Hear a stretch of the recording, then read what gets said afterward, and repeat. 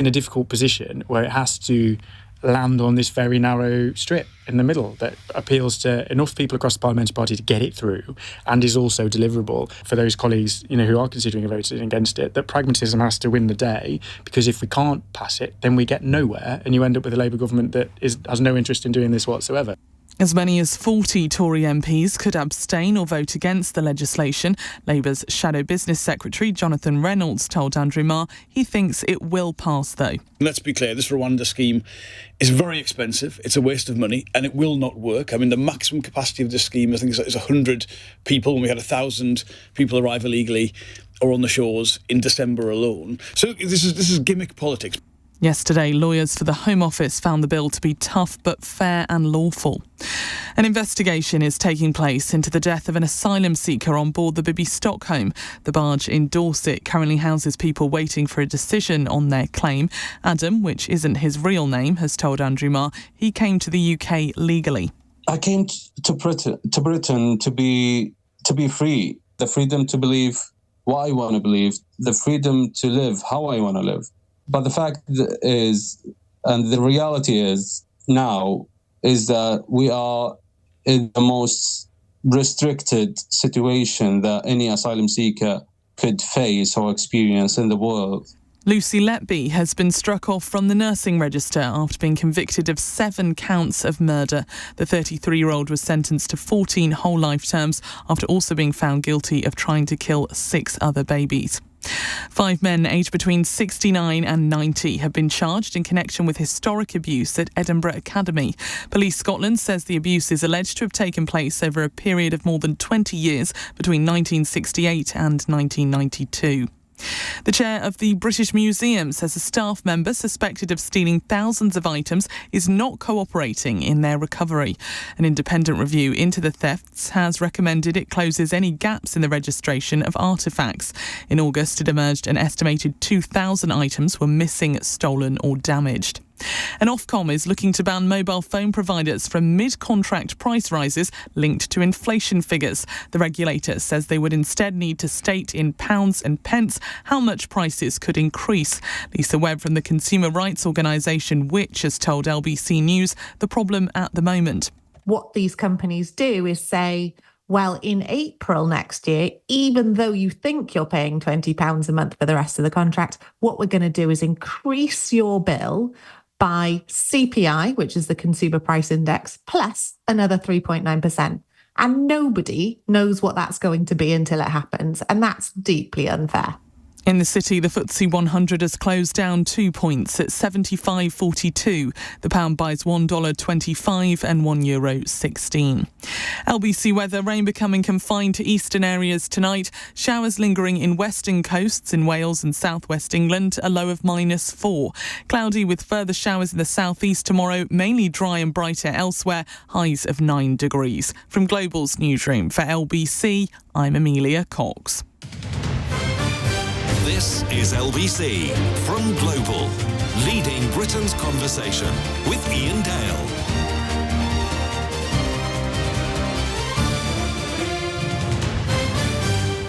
Hello, a very good evening. It's 7:04 on LBC. I'm Iain Dale. For the next hour, I have Natasha Clark, our political editor, and our star presenter, Andrew Marr, with me, because, as you know, the second reading of the Rwanda bill is, well, I was going to say going to go through Parliament today. We're not actually quite sure, which is why I've got 2 glamorous assistants with me to take us through the next hour. We are happy to take calls if you've got questions on the procedure, because this is normally second readings of bills are very simple things. People either vote yes or no. But as we're talking, MPs are going through the lobbies in the House of Commons, voting on a Labour amendment to the second reading, which is slightly unusual. Natasha, let's start with you. Just take us through the procedures over the next 45 minutes or so. What are we going to witness? So we're starting with this vote on the Labour amendment that is declining to give this bill a second reading because they say the bill will not work. This is a Labour amendment, effectively an attempt to kill the bill, and it won't go through because no Tory MPs are going to vote for that. So yes, absolutely not going to happen. Then we're going to have the final vote on the second reading, presuming this fails, at around 7:15, and around 7:30 we should get the result of whether this bill is going to go through yet. Then at around 7:45 we have a vote on what's called the programme motion, so the timetable for the next few weeks and months and when the government is going to bring forward the third reading, the committee stages, essentially the next stages of this legislation where MPs can start to amend it, to pick it apart, to go through it line by line and decide whether they're going to try and change it. And of course, the Labour amendment will not go through. There is no way that will, but it'll give us a really good idea of how many opposition MPs are actually present in Parliament, because we know that there are so many Labour MPs, so many SNPs, so many Lib Dems, so many Northern Ireland MPs, but they're not necessarily all going to be there. And of course, the crucial thing is if the government were to win by 3 or 4 votes at 7:30, and there were 5 or 6 Labour MPs or SNP MPs that weren't present and didn't vote, that could be quite interesting too. Yes, and I don't think there's many people that aren't here, let's put it that way. You know, Graham Stewart, the COP minister, has flown back from Dubai only to fly out later again tonight. It's a very clear indication, and that's alongside... Go green, everybody. Exactly, go green, take lots of planes. And obviously you've had Peter Bone as well, the suspended Conservative minister, be, told to come into Parliament as well. He's on the parliamentary estate despite being suspended. I imagine he will vote with the government as well. There's a couple of those, aren't there? Andrew Rossendale as another one. Of course, exactly. So these people will probably back the government. They're probably not a worry for the government tonight. But yes, it will give us some indication of the numbers. And I don't know how many people will have been slipped, will have been told, don't worry about it if you're sick, or you have somewhere else to be. I don't think there are as many other places that are more important to be than the House of Commons tonight. Andrew Marr, why are the government so nervous? I think the government are nervous because they don't know how many people are going to abstain. They don't think there are very large numbers of people who are going to vote against the bill. And when the ERG came out, about half an hour ago, and they gave their statement, they basically said they were all going to abstain. Now, bet they don't. Well, we'll see. I mean, it is said, up to 100 Tory MPs who are members of those so-called, this mafia speak, 5 families. But, the New Conservatives, the Northern Research Group, the European Research Group. The People's Conservative Front. The Common There you go, you missed out one. The People's Front of Judea as well. Yes. And if there's about 100 of those people, and if almost all of them abstain, the government would lose tonight. And Andrew Marr would be proved absolutely wrong, because I thought the government were going to win tonight. And I still think that's probably likelier. Well, if it's any consolation, I totally agree with you. But we have both been wrong in the past, and I'm sure we'll be wrong in the future. But it could even happen. But let's look. If they did lose the vote, even if it's only by 1, what could the consequences of that be? I think they're pretty huge, actually. The bill goes down. And at that point, there is no Rwanda policy. There is no remedy for the Supreme Court decision. Rishi Sunak has no remedy. The government has no remedy. Now, the rebels think that Rishi Sunak would go away and come back with a bill much more like the one they wanted. And I think that is absolute hooey. Because if he does that, Rwanda walks away, and the sort of centre-left of the party, the One Nationers, don't vote for it. So that goes down either. So I think the reason I was being quite derisive at the top of my show earlier on is I don't think there is any thought-through plan here by the anti-bill, pro-Rwanda Tories on the right. The bill falls, they have no policy. They have no way of getting a new policy. They have no way of getting the policy they want. And they may have damaged the Prime Minister so badly that he feels that an early election is inevitable, at which point many of them lose their seats. And we usher in a Labour Party which absolutely loathes the Rwanda policy. So either way, they're not going to get what they want. And that's why tonight, whatever happens, actually, it is going to be an evening of consequence, because even if it goes through, there is going to be... there will be parliamentary shenanigans over the next few months, which we haven't seen since Brexit. And we will probably be here quite often over the next few months having these kinds of discussions. It's going to be a wild ride, and a wild ride through dry January, I have to say, Ian. Because the other thing that Mark Francois, talking for the ERG, said was that they would put down amendments. And if the amendments didn't go through, they might well vote against it at third reading. So this is going to go on. The axe is, as it were, still hovering in the air. And then it's only delayed because then, of course, the House of Lords get involved. And I think we all know what will probably happen there. So my prediction is that this will go through, but by February, when it goes through the House of Lords says no. And there is a complete impasse then, and that is when an early general election is most likely to be called. So two interesting things about that. The opposition whips were told the bill had to be out of the Lords by the 26th of March. And that is the last day for Parliament to sit legally if they were going to have a May the 2nd election. So those are two dates to keep in your head, I think. Right, before we'll get the result of this Labour amendment in a couple of minutes' time. But in the meantime, let's just dip into a couple of excerpts from the debate which started at lunchtime when the Home Secretary, James Cleverly, urged MPs to back the Rwanda bill in the debate.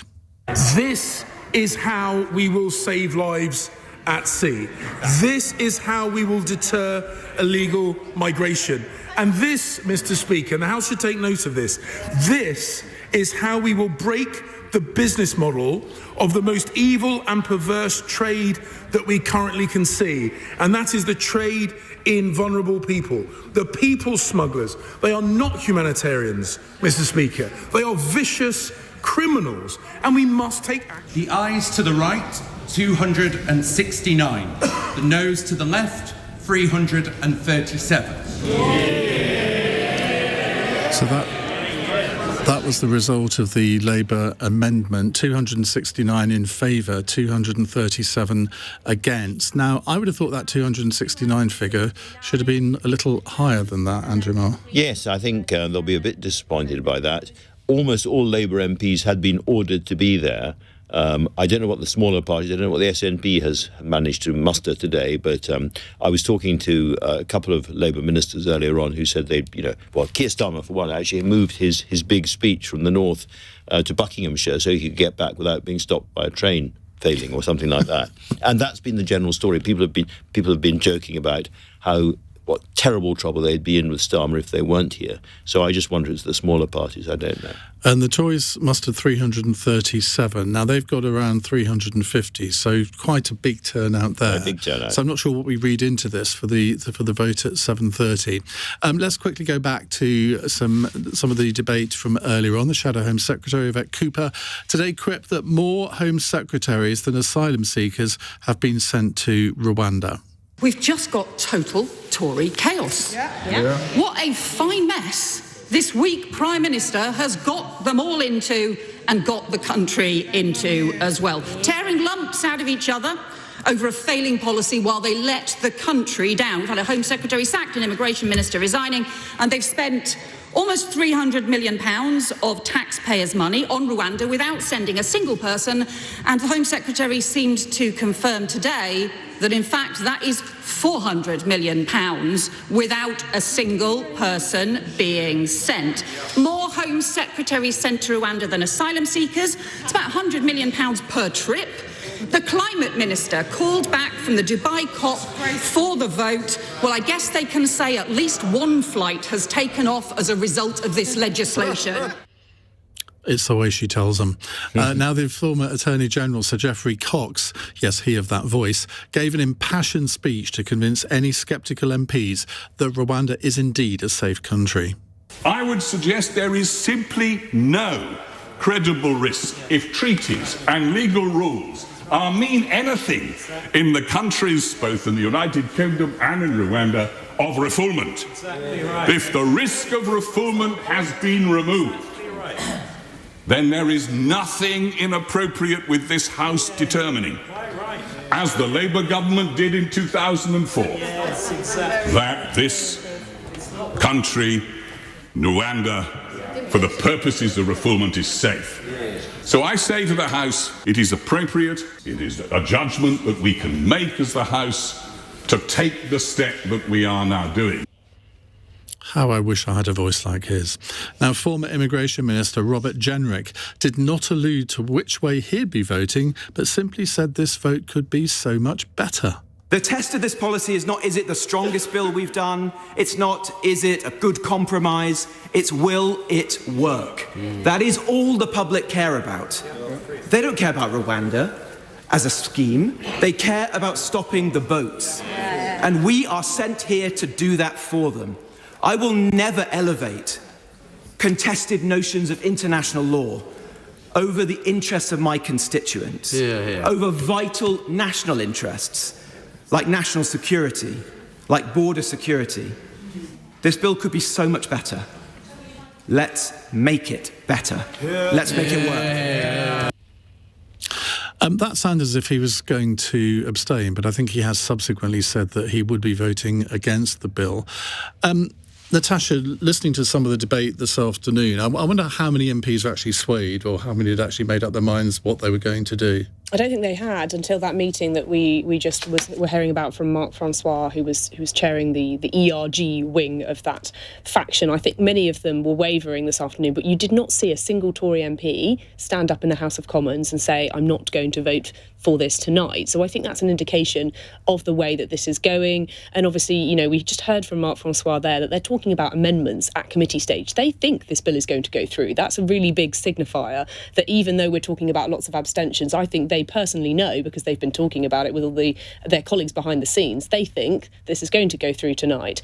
Just looking at those numbers again, 337, that's the Conservative, the government number. There are 350 Tory MPs. What's happened to the other 13 of them that didn't even vote on the Labour amendment just now? That's a sign that things could be about to get a little bit rocky, but I don't think I think the government is still safe. Surprisingly, I agree with Natasha on this. I think what could go wrong for the government is simply they lose almost by mistake. There are no whips, as it were, on the anti-bill side. You know, there are lots and lots of different groups, but it's kind of semi-organised, semi-chaos. No one's keeping a long list of who's actually going to abstain. Nobody really knows how many people are going to abstain at the moment. So the rebels themselves may think that they're going to lose, and they may be wrong.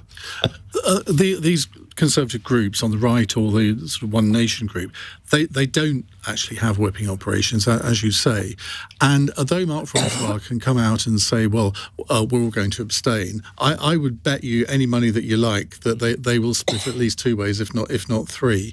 Because in the end, these big parliamentary occasions are built up, not necessarily by us in the media, but by the politicians themselves. And then it all fizzles out. We got the first inkling of that yesterday with the One Nation group, didn't we, where they said, oh no, we're OK with this bill, brackets, even though it breaks international law. The wets are called wet for a reason. Wimps, that's what they are. Wibbly wobbly. But it's actually on both wings. I mean, you can't say, well, one wing of the party is more wimpy than the other. They're equally wimpy, in my view, on this sort of thing. We saw that during a lot of the Brexit votes as well. Yes, there are occasions when we sit here and the government suddenly lose. We shouldn't lose sight of that. This could still be quite a dramatic evening. And actually, even if the government win, and there are a large number of abstainers who have said they would vote against if they don't get their amendments, who, as I say, this is going to go on and on throughout January and probably February. Now, because I have two professionals with me, we are going to go to a break now, but normally when I go to a break when we're expecting a vote, the vote happens during the break. But I can confidently predict that won't happen this time. Will it, Natasha? It's 18 minutes past 7. This is LBC.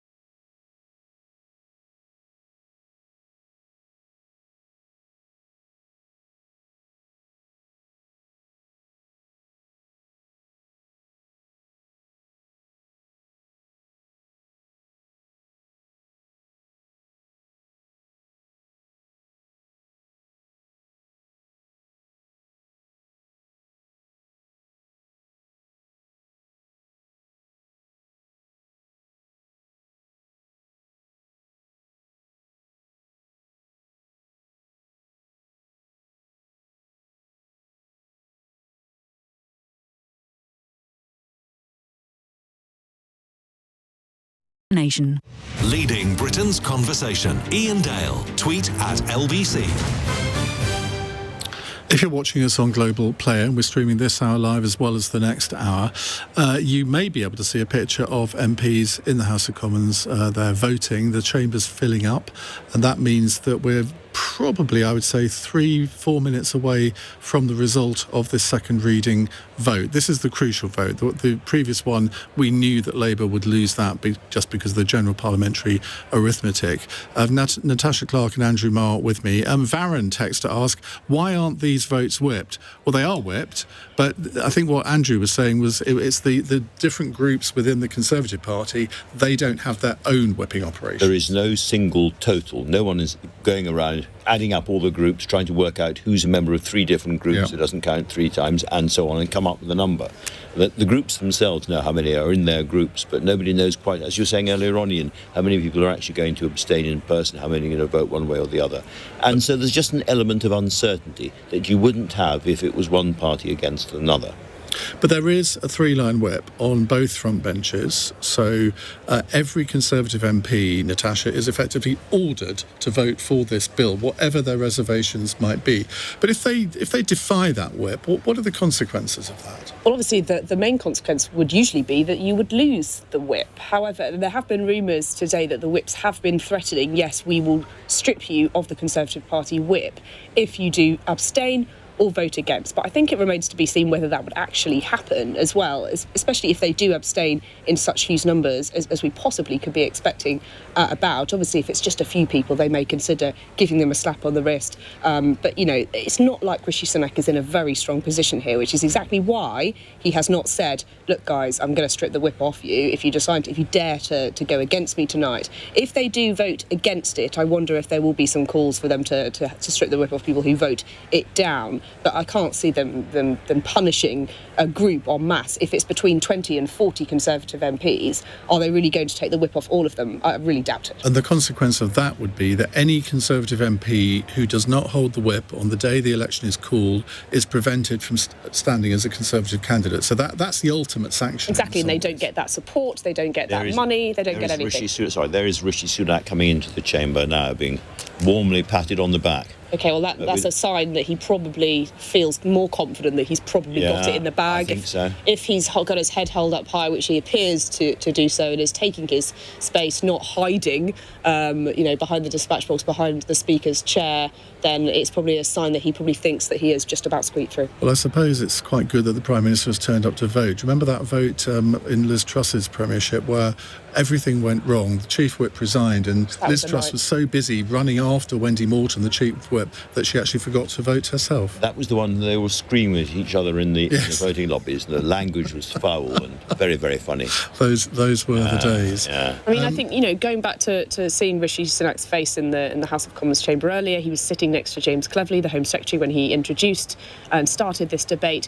He did look very confident. He looked quite relaxed, and that's obviously not matched the mood in number 10 this evening, and obviously the whips have been worried about this vote. But he has today seemed very, quietly confident, I think. There's a certain level, however, at which if you are the Prime Minister, the leader, you have to front it up. You have to appear at moments like these with your chin up a bit and take whatever's coming. He probably doesn't yet know exactly what's coming. What do we think Suella Braverman's going to do?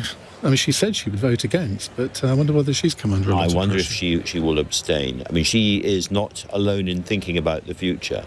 And if she's a full-scale rebel, that might limit the support that she gets in a future leadership contest. I would have thought so. I would guess abstain. But Jenrick said that he was going to vote. Well, we understand that he's not said it. He's not said it on the record as far as I understand, but we understand that he is minded to vote against tonight. However, that was a couple of hours ago, and all these things can change in a heartbeat. But I imagine that Suella Braverman and Robert Jenrick may vote together. And obviously, let's not forget, he's the one that resigned last week over this bit of legislation. If he didn't vote against it, it would look somewhat silly. Equally, his language in the chamber was very conciliatory. I thought he said, we do want this bill to work. That's the sign of somebody that probably would, at the end of the day, abstain and say, actually, let's try and amend it to toughen it up, as he says. Do you think anyone from the One Nation group of Conservative MPs will break ranks and vote against? No, I don't think so. I mean, agree with you. They are very worried about aspects of this, but they accept that the Prime Minister's advice that it doesn't break international law, it doesn't take us out of the European Convention on Human Rights. That's their red line, and they think they're just on the right side of it. But if the government does lose, as I understand it, that would be the first time that the government would have lost a vote on the second reading of a bill since 1986. And remember, Margaret Thatcher had a majority of 144 in those days, so that was quite... I don't actually remember what that was about, but it was quite a seismic thing. I think it was the Sunday trading bill, was it not? That was it. I should have remembered that because I was working for an MP at the time, and honestly, the letters that we got on that, you had to see... It's a big moment, yeah. It really was. And it changed the country, actually. Yeah. The country felt different. But they still went ahead with it. Oh, they did. They've got a text here from Dean. He's getting very excited in Swansea. He says, hi, Iain, Andrew and Natasha. I'm watching on Global Player and I'm all geared up for a general election all-nighter. Bring it on. Yes, please. Well, we're all looking forward to that, I think. But you're a bit previous there, Dean, I think. We're not quite there yet. But, Andrew, would you say that the events of the last few days have made a May election much more likely than an October one? Yes, I would. And I think that for the main reason being that Rishi Sunak is losing authority kind of almost week by week by week. You can't go, well, here is the vote coming. I think we've got the tellers. I'm going to shut up and listen. The tellers are there. The Speaker will encourage them to give the result of the vote in just a few seconds' time.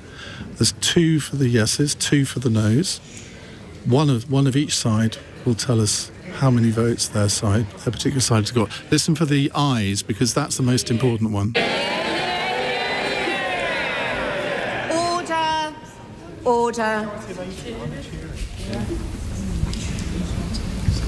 The ayes to the right, 313. The noes to the left, 269. So the government have won that. 313 votes for the second reading, 269, exactly the same number of MPs that voted for the amendment. I mean, there'll be a lot of scratching of heads as to why that 269 is so low. A lot of absentee MPs, I think there. We'll do some mathematics in just a second. That is a majority of, 44, if my math's right there? That's what the government would have hoped for, isn't it, Andrew? It's a very good result for the government, I thought, on the high end of what I would have expected, and Rishi Sunak will be delighted by that.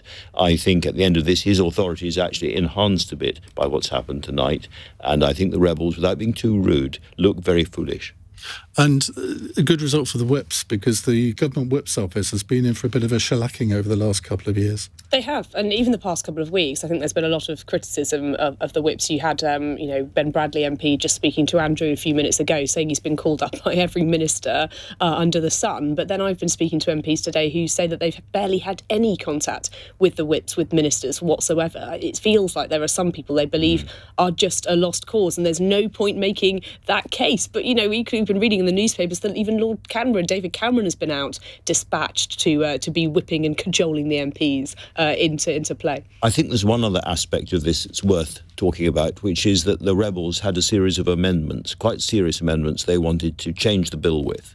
And that's what Mark Francois, the ERG, was talking about. But I think with that kind of a majority, it makes it very, very unlikely the government will accept any amendments. Rishi Sunak has said he can't go any further. This is as good as it, or as tough as it gets. And I think he will stick by that, which suggests to me that the chance he's going to have to sort of, hold his nerve. But if he holds his nerve, he might get the bill through more or less in the state it's in now.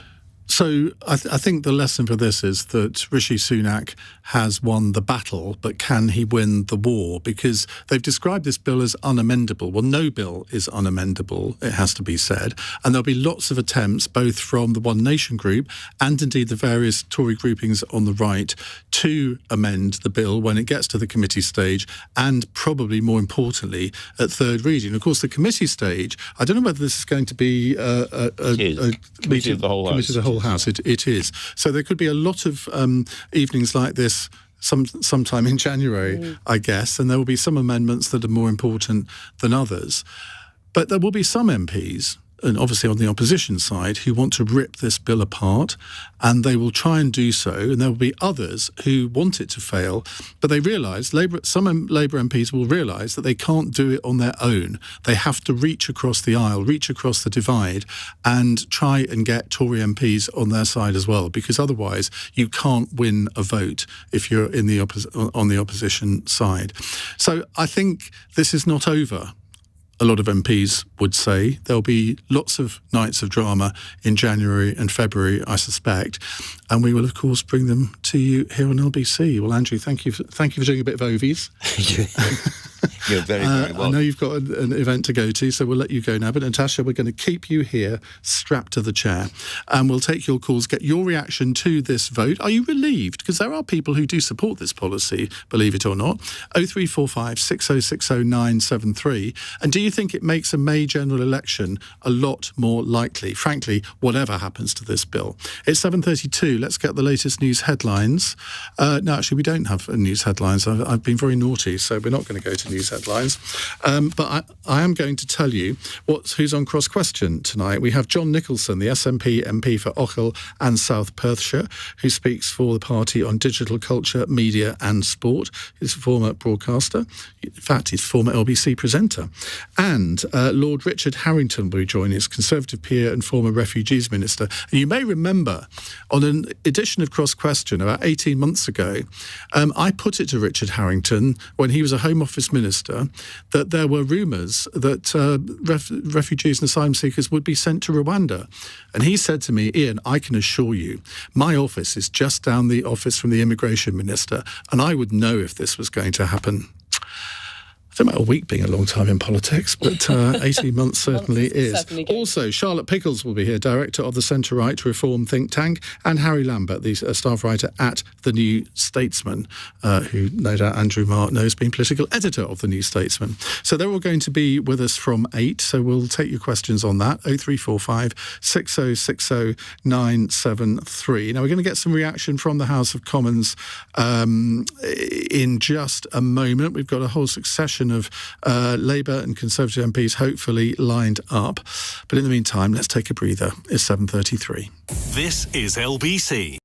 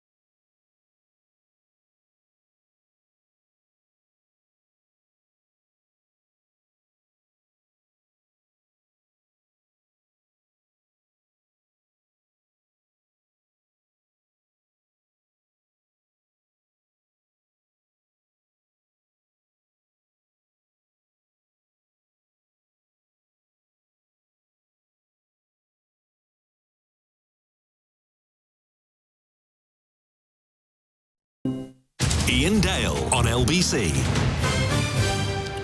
7:36 on LBC, and people often wonder what we do during breaks on this programme. Well, Natasha and I are such geeks that we've been trying to calculate how many MPs didn't actually turn up and vote on this second reading. I reckon it's 68. Do you concur with that? Your maths, I imagine your maths is probably stronger than mine. I doubt it very much. We all went into journalism. I think there were 37 Tory MPs that either abstained or just weren't there.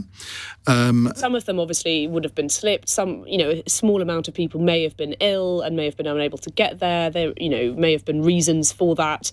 Yesterday people were suggesting that it could be up to 20, 25 abstentions from the Conservatives, and obviously we were wildly speculating that could be a lot more, but actually it seems that now that ballpark figure seems about right. Now, we don't know whether any of those are Conservative MPs that have voted against as well. We don't have that breakdown of the vote just yet. It should be coming in the next few minutes as well. MPs as well now voting on the programme motion in order for the next steps to take place. So we will have another and that will almost vote certainly just go through without a problem. And I reckon there were about 31 opposition MPs that didn't vote. Well, let's get some reaction from the most senior Home Affairs related MP in the House of Commons, Dame Diana Johnson. She's Labour MP for Kingston upon Hull North, who chairs the Home Affairs Select Committee. Now, Diana, very, very warm welcome to you on the programme. Now, you have discussed the Rwanda issue on your committee, I think, on many different occasions. Where do you think this vote leaves the bill tonight? Because obviously it got through the second reading with a slightly bigger majority than I think most of us anticipated. Well, it's the second reading, so this is the first real outing that the bill has had in Parliament, and it's an opportunity really for the government to set out what the bill does and for us to have a general debate about it. I'm not surprised it got through, to be honest, and I think the real battle will come for the next stage when we're going to have the committee stage where we'll go through line by line, and I have a feeling from what was being said in the chamber all afternoon, there's going to be a lot of amendments tabled by all the different factions of the Conservative Party to get their changes that they want to see in the bill. So I think that's where the government may be in trouble in terms of getting the bill through unscathed. There was certainly a number of MPs who spoke from the Conservative benches who said, I will support this tonight, but if it's amended in any way, I will not support the bill. So I think it's going to be the next stage that will be the most interesting. Is this an occasion when the Labour Party should just let the Tory Party sort of continue with its splits and internecine warfare, and effectively you just sit back on the opposition benches and watch them tear themselves apart? Or do you think that Labour needs to be a real part of this debate? Well, of course, immigration is such an important issue to all of our constituents. It's the hot topic at the moment. And Labour obviously has to have a clear position and be very, mindful that there's a general election coming and that we could possibly form the next government. And we've got to have credible policies around immigration.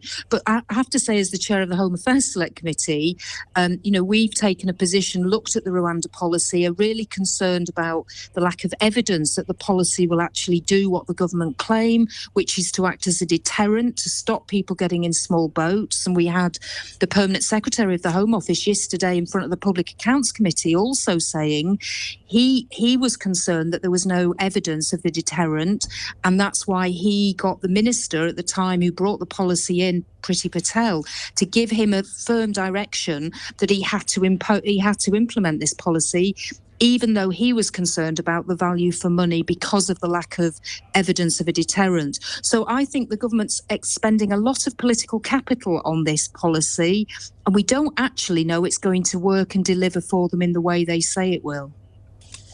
Diana, thank you very much indeed for joining us so quickly after the bill has gone through, or the second reading has gone through.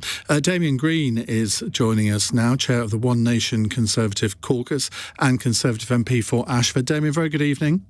Hi, Ian. Now, some people are alleging that the One Nation Conservative group has wimped out because there were many of your members who were criticising this bill when it was published, but now seem to support it, even though they were saying that it breaks international law. How can that be? Well, because we don't think it breaks international law, quite straightforwardly. And what we've said is that we did vote for it this evening, and I'm very glad it's got through with a decent majority. I think the people who wimped out were some of my colleagues on the right, but that good for them for being sensible. But nevertheless, we have said this, as the Prime Minister said, it goes within an inch of what would be acceptable. The Home Secretary has said it pushes the envelope of what is acceptable. We agree with both those bits of analysis. We will vote for this. We have voted for this. If anyone tries to introduce amendments that push it beyond that envelope and make sure it breaks international law or breaks our international obligations, then we will vote against those amendments at the committee stage later on. But there are lots of eminent lawyers who do believe it breaks international law, your former colleague Dominic Grieve being one of them. Yeah, no, sure. I mean, lawyers disagree, just as politicians disagree. And I'm sure those discussions will be had at the committee stage in the Commons and later in the Lords. But the sort of consensus of advice that we've got, not least from lawyers inside government itself, is that there are still the capacity for individuals who have genuine cause to say they would be put in danger if they were sent to Rwanda. They can challenge it in the courts. And that's one of the key things, that people with genuine cases can do it. So we think it doesn't breach the ECHR or any of the other international obligations we have. But when you use phrases like pushing the envelope and things like that, it's not the best way for a bill to get through second reading, isn't it? When clearly a lot of people who are on your wing of the party are still uncomfortable about it. There's no great enthusiasm for this, and yes, it seems as if it's going to be one of the big issues of the election whenever it comes. Well, certainly immigration is a big issue, and certainly a lot of us, including me, have concerns about it. But in the end, when it comes to votes, politics is binary. You have to say, am I prepared to support this or not? We are prepared to support this because we all look at one of the things that unites the Tory party at this time when it's not looking very united, is that we all want to stop the boats. We all think that Rwanda acts as a deterrent, so it's a useful thing to have. The discussion is about how best to do that. We think this needs to be done within international law, and we think that the government has achieved that, but we know that if it was pushed any further, the government wouldn't achieve that. So at the moment, we're in the right sort of balance. It could easily be pushed off that balance, and we don't want that happening at later stages of the bill. Do you think the events of the last few days make a May election more likely? I don't actually, no. I mean, I've always thought, for what it's worth, that October is the most likely date for an election, and I think that's still the case. I think people will be surprised at the size of the government majority this evening. On my instant sort of back of an envelope maths, that we had 337 people who voted against the Labour amendment, 313 people who voted for the government motion. So that suggests to me that 24 of my colleagues abstained.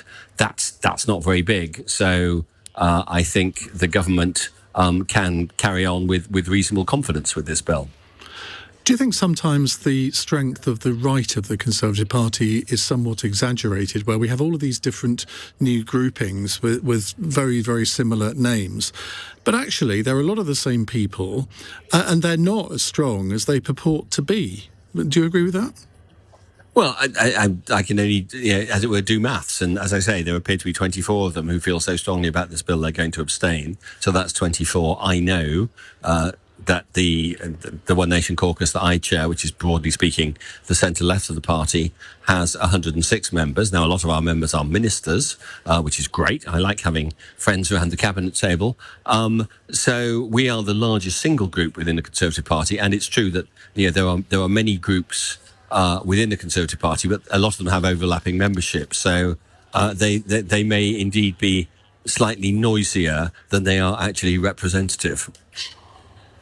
Damien, thank you very much. That's Damien Green, chair of the One Nation Conservative caucus. Natasha, you've got news, I think, of the programme motion. Now, I've got news of the numbers for the previous motion that we had. They've got a breakdown now of some of the MPs and which way they voted on that main motion. So we had 38 Conservatives that have abstained tonight. Now, obviously, some of those will have been slipped. They may have been ill. They may have been given a reason not to attend, and we don't know exactly who those are yet. But looking through some of these names, Suella Braverman, Bill Cash, Miriam Cates, Simon Clarke, James Dudderidge, Robert Jenrick, Jonathan Gullis, some of the MPs that we knew were thinking about abstaining or voting down this motion tonight. However, not a single Conservative MP has voted against it that I can see, according to the numbers from that vote that we just had in the House of Commons. Now, the government feeling quite buoyant, I think, tonight. I've just got a statement in from a Number 10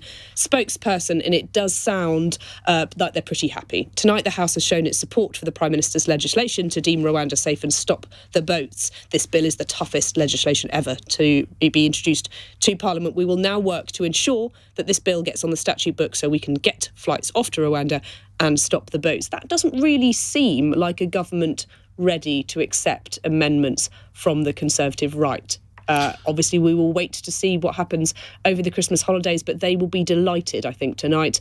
Those Tory rebels marched all the way up the hill, threatened to vote this whole thing down. So many people threatened that they could vote against it as well, and then have not done so. Not a single Tory MP voted against it, and a far smaller number abstaining as well. Number 10 will be very happy tonight, and I think that statement from them shows that actually, despite Rishi Sunak saying, I am open to tightening the legislation, I wonder if we will really see that at all. Well, I was going to add a pithy comment and a bit of analysis there, but you've done it for me. So you can do more if you like. I've got one more point to make. If you don't mind, don't mind, Iain, taking over your. So greedy. Sorry, I wonder what tightening up the legislation looks like. Rishi Sunak has told MPs that he wants to tighten up the legislation. He's also said that he cannot go any further. So which one of those is right? To me, they are contradictory. To many MPs, they say, which Rishi Sunak should I believe? The Prime Minister that's telling me one thing or another? And I think that really does damage the Prime Minister's trust and authority. I think it's going back to the 1990s, and John Major he agreed with the last group that he talked to, and he left the room and they all thought he's a Eurosceptic, and then he'd go into another meeting, he's a Europhile, and that's how he sort of tried to keep the party together in the 1990s, and that is the strategy I think that Rishi Sunak is adopting. But that's what Boris Johnson did. That's what everybody said about Boris Johnson. They said he was the trolley wavering through COVID. I just don't think that's a sustainable position for a Prime Minister to take. Well, we'll soon find out. We'll get some reaction from the Liberal Democrats in just a few moments' time. And don't forget Cross Question. The lines are open for your questions for our Cross Question panel. 0345 6060 973. The SNP's John Nicolson will be here. Lord Richard Harrington for the Conservatives. Charlotte Pickles from Reform, and Harry Lambert from the New Statesman. It's 7:49.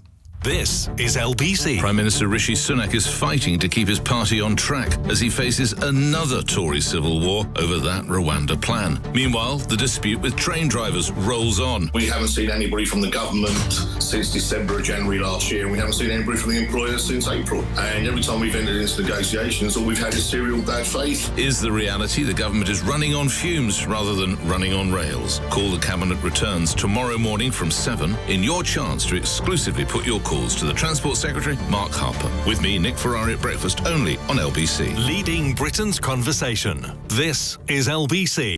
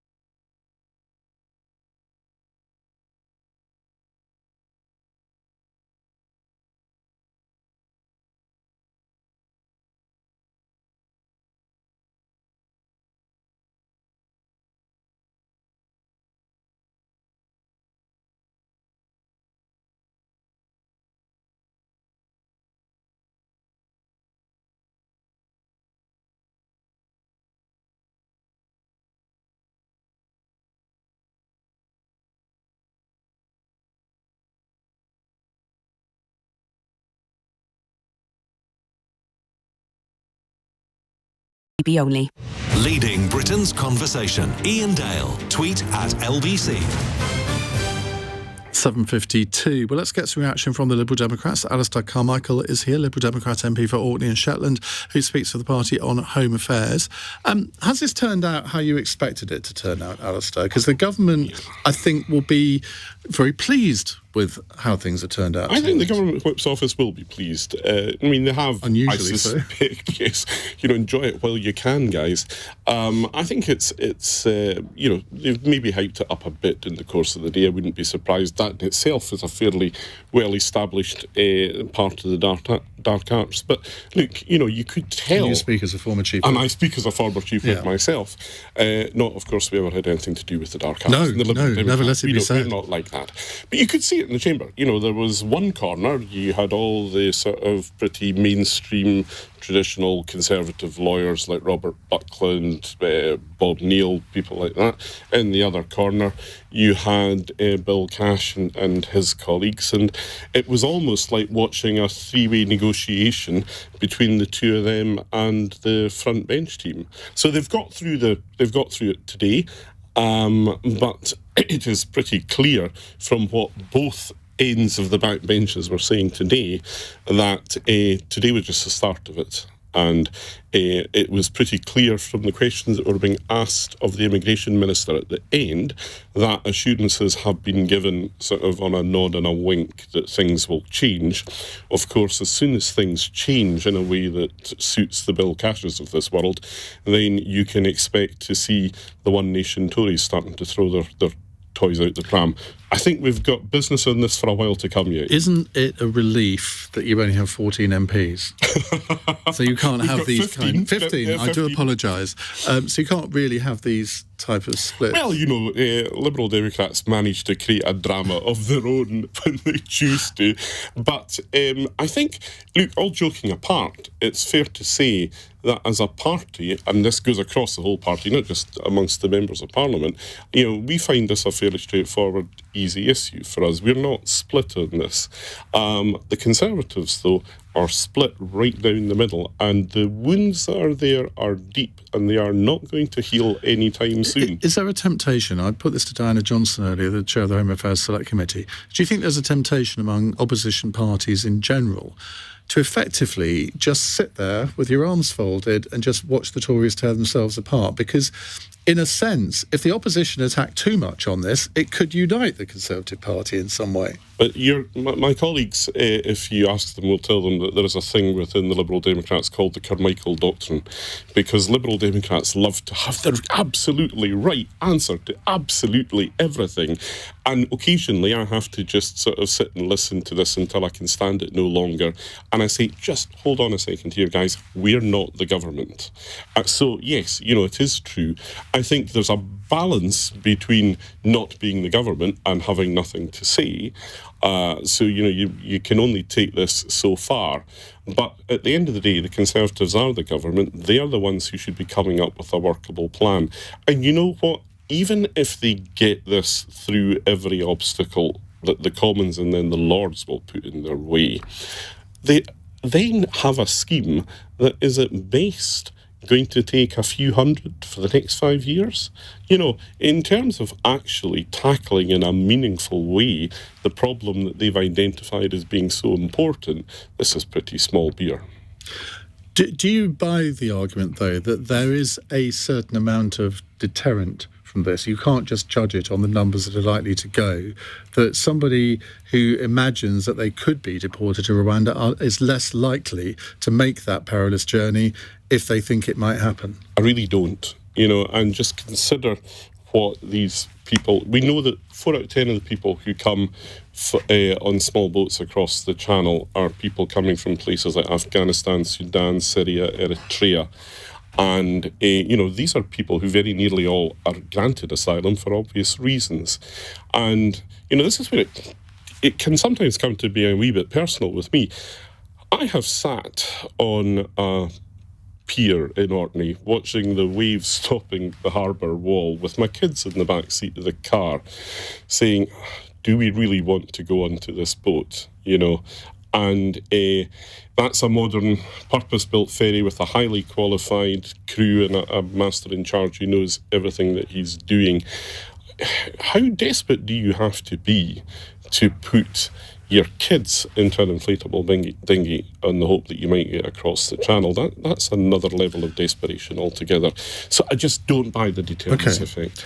One of the strengths that I think the government has is that it can consistently say to opposition parties, OK, well, you may not agree with what we're doing, but you're not coming up with any suggestions to stop the boats yourselves beyond what we're already doing. I mean, Labour's main thrust seems to be, well, we get the National Crime Agency to cooperate better with other European agencies, to which the answer is, well, do you not think they are already? Well, look, Labour can speak for themselves, and I think, as far as we're concerned, we've always been very clear that you remove the overwhelming bulk of what you've got here by offering them safe and legal routes.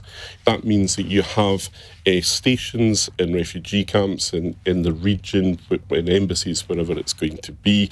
You know, we offer safe and legal routes to people from Ukraine and people from Hong Kong.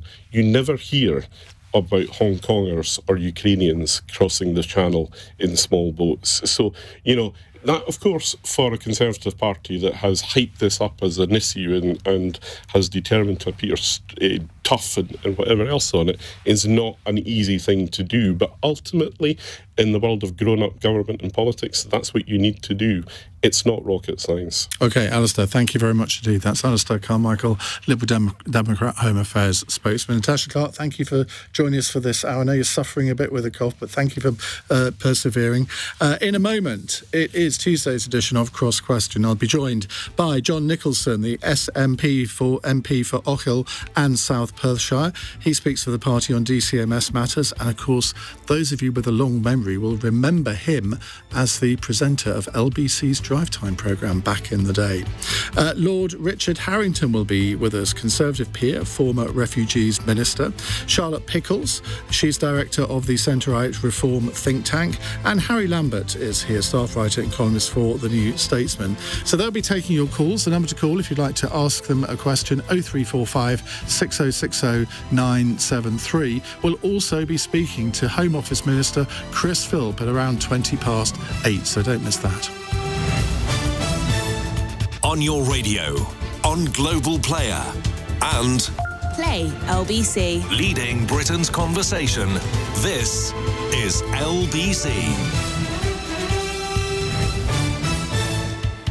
From Global's newsroom at 8 o'clock. In the last half hour, MPs have voted in favour of Rishi Sunak's plan to send asylum seekers to Rwanda. The ayes to the right, 313. The noes to the left, 269. Labour MP Dame Diana Johnson, who chairs the Home Affairs Select Committee, has told Iain Dale on LBC she isn't surprised it's passed, but the hard work is not over for the Prime Minister. I have a feeling from what was being said in the chamber all afternoon, there's going to be a lot of amendments tabled by all the different factions of the Conservative Party to get their changes that they want to see in the bill. So I think that's where the government may be in trouble in terms of getting the bill through unscathed. Conservative MP Bob Seeley has told LBC why he's decided to back the bill. It's not a perfect bill, but I think it's the best that realistically we can aim for, and I think it'll get the job done. Small boats crossings are down by 30% in this country. They're rising by 30% in Europe. Rishi Sunak says he'll now work to make it law to begin flights to Rwanda and stop the boats. Campaigners have told us a man who died on the Bibby Stockholm barge in Dorset should never have been there. It's currently being used to house people who are waiting for a decision on their asylum claim. Heather is from Portland's Friendship Group and has told LBC it's a very sad situation. And we laid flowers earlier, just knowing that he died alone in this country, should have been his family doing that. That would usually be a family members that would be doing that for him. The government says there'll be a full investigation into what happened. The Israeli army says the bodies of 2 hostages taken by Hamas during the October the 7th attacks have been brought home. There's a vote at the United Nations General Assembly tonight on a resolution calling for an immediate humanitarian ceasefire in Gaza. It's largely symbolic, though, and won't be legally binding.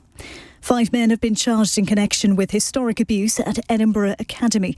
Police Scotland say it's claimed to have taken place between 1968 and 1992. In the city, the FTSE 100 has closed down 2 points at 75.42. The pound buys $1.25 and €1.16. LBC weather. Rain confined to eastern areas tonight. Showers lingering in western coasts of Wales and southwest England. A low of -4. Cloudy with further showers in the southwest tomorrow. A high of 9. From Global's newsroom for LBC, I'm Charlotte Morgan. This is LBC from Global, leading Britain's conversation. Cross Question with Iain Dale. Hello, a very good evening to you. It's 3 minutes past 8 on LBC. Welcome to Tuesday's Cross Question. We have with us in the studio is it Tuesday or Wednesday today? Tuesday. It's Tuesday, isn't it? I lose track with all these excitements in Parliament. It's difficult to keep track of the days of the week. We have with us, on my left, John Nicolson, SNP MP for Ochil and South Perthshire. Do I say Perthshire or Shire? Perthshire. Perthshire. Okay. This is how it's going to go. He's going to be very difficult. He speaks for the SNP on DCMS matters. Not D anymore. I've lost the D, it's just the CMS now. Okay. And before he became a very difficult politician, he was a brilliant broadcaster on LBC, no less. Lord Harrington, Richard Harrington, is with us, Conservative peer, former Refugees Minister, mention of which we might come back to a little bit later. Some of you might know what I'm referring to. Charlotte Pickles is a director of the Centre-Right Reform think tank. Welcome to you, Charlotte. And Harry Lambert is a staff writer and columnist at the New Statesman, writes very long reads, and they're very informative, educational and entertaining, and you can't get much better endorsement than that. 0345 6060 973 is the number you need to call us if you'd like to ask our panel a question. You can text 84850 and you can watch us on Global Player. Call 0345 6060 973. Tweet at LBC. Text 84850. Cross Question with Iain Dale. This is LBC. Right, let's go to our first, it's not a caller, it's a text questioner. It's Chrissy who says, do you think that the Rwanda debacle has damaged our reputation on the world stage? John? Yes, I certainly do. I think it's deeply embarrassing.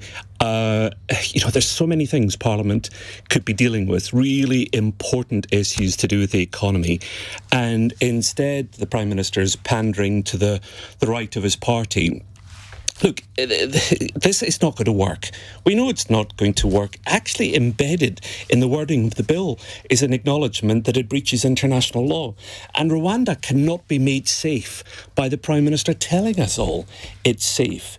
Now, I know as a gay man that I'm advised not to go to Rwanda by the Home Office because they say Rwanda is not safe. Well, I've been there, so that rather proves that I survived the experience.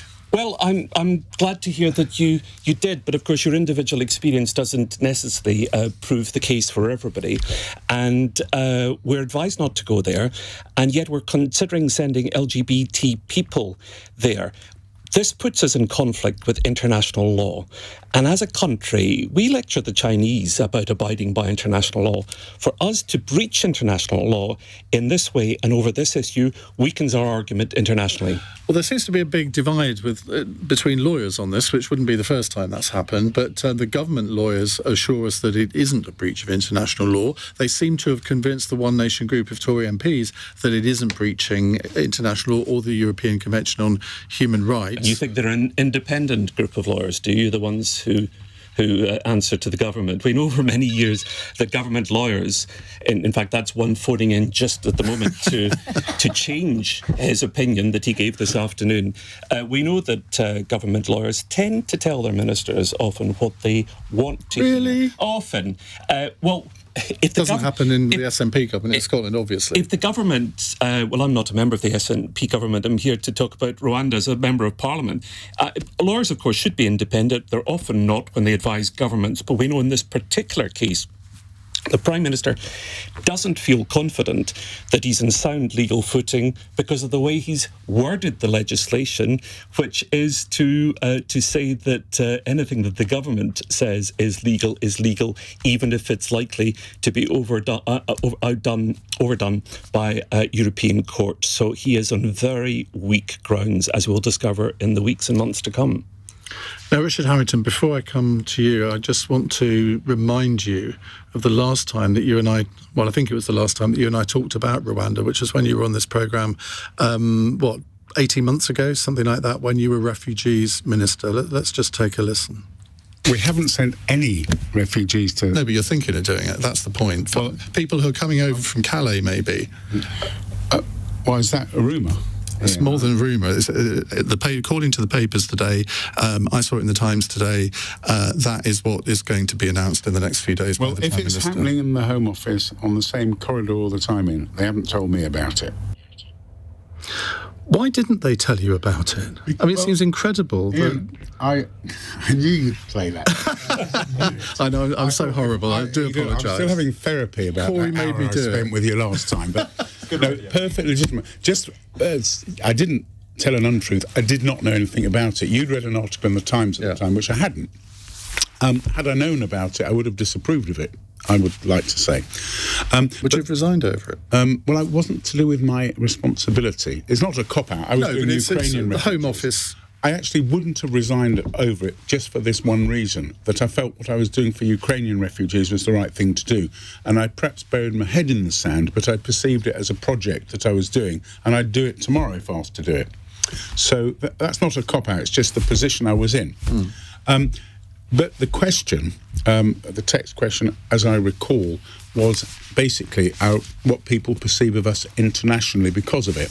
And I do think it gives us a very bad reputation, not because of the nuances of is it lawful, is it not, because different lawyers do have different arguments. And listen, John, you've been probably closer to it than I have, but, in business, one set of lawyers will say one thing and one set of lawyers will say something else.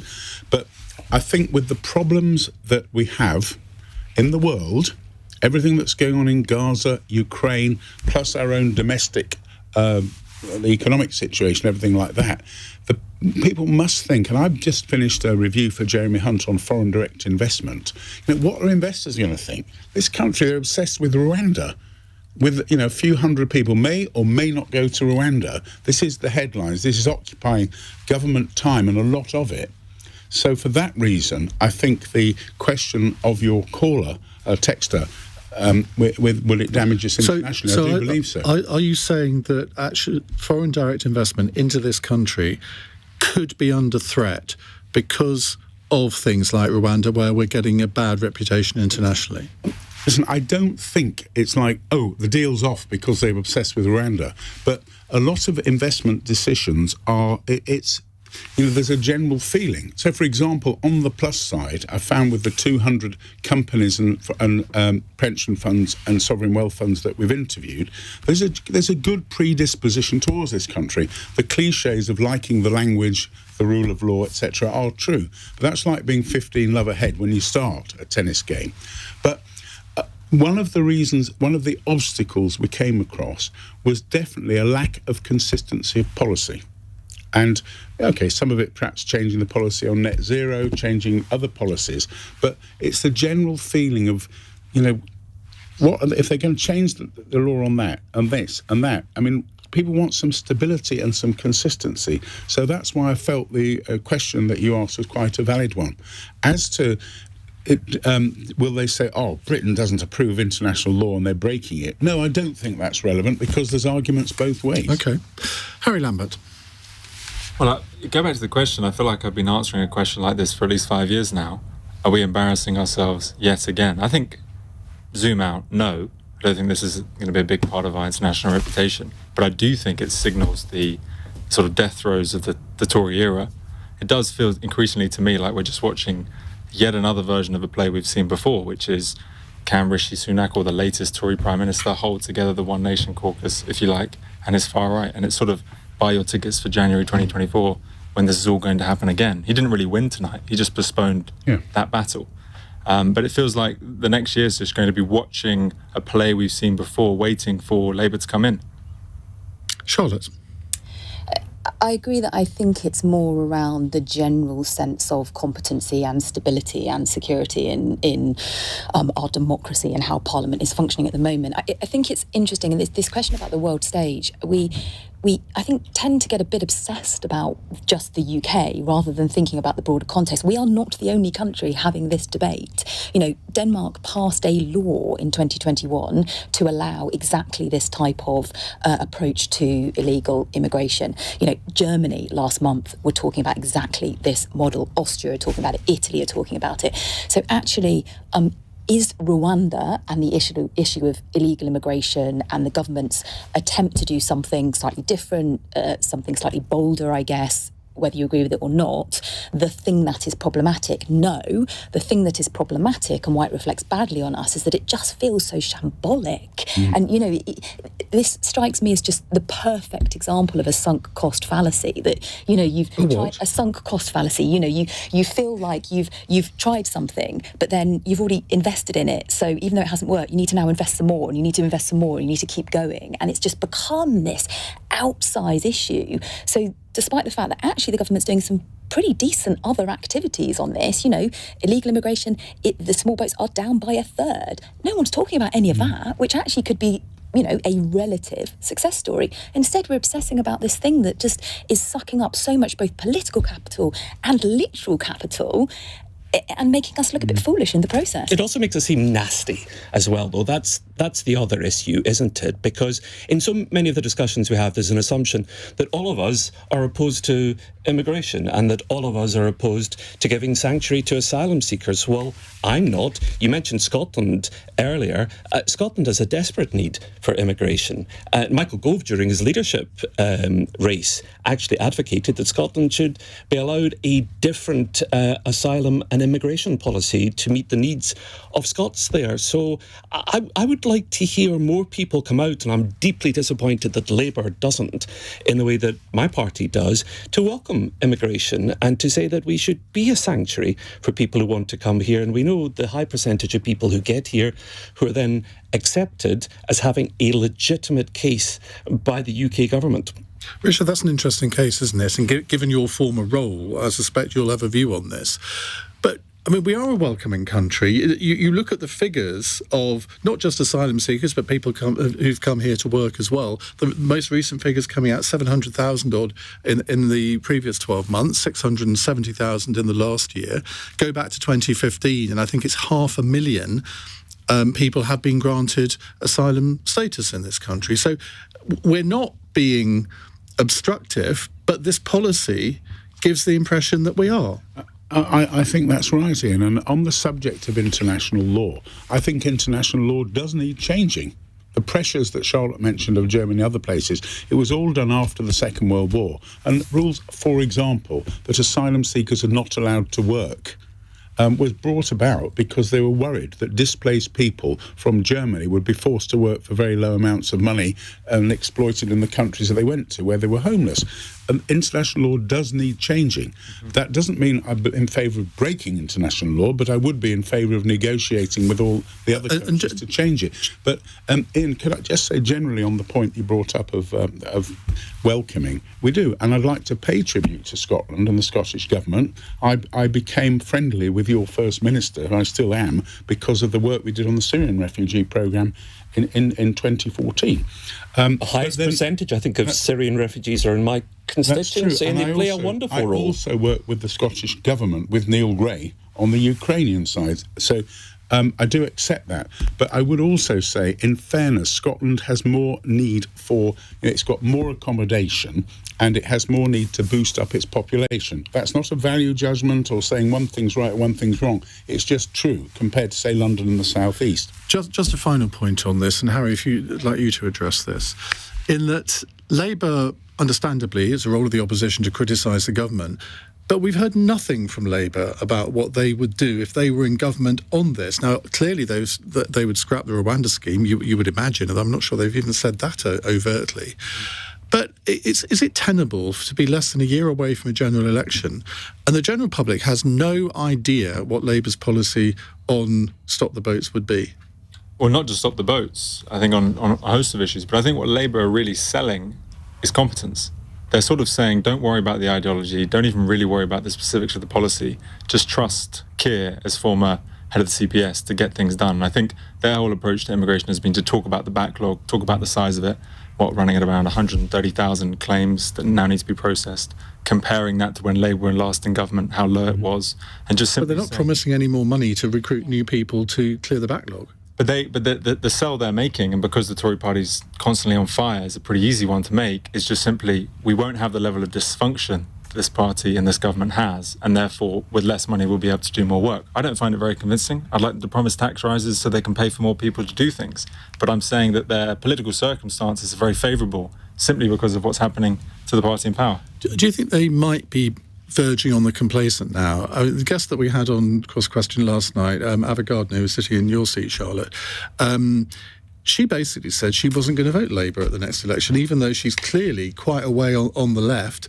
because she doesn't trust Keir Starmer to do anything and just to be sort of a Tory-like Prime Minister. I said, well, what are you going to do then? Vote Green? No, I'm just not going to vote. And I was thinking, well, I'm not saying that one anecdote confirms a theory, but I mean, you're not going that far, but even like the 2017 election, you mean they could just sort of the other party slip in. The big problem with all of this is just I think we underestimate how lucky Keir Starmer is. You know, a lot of people now credit his political strategy and ruthlessness, but really, just the other side is a dumpster fire. Well, it pays to be a lucky politician, doesn't it, John?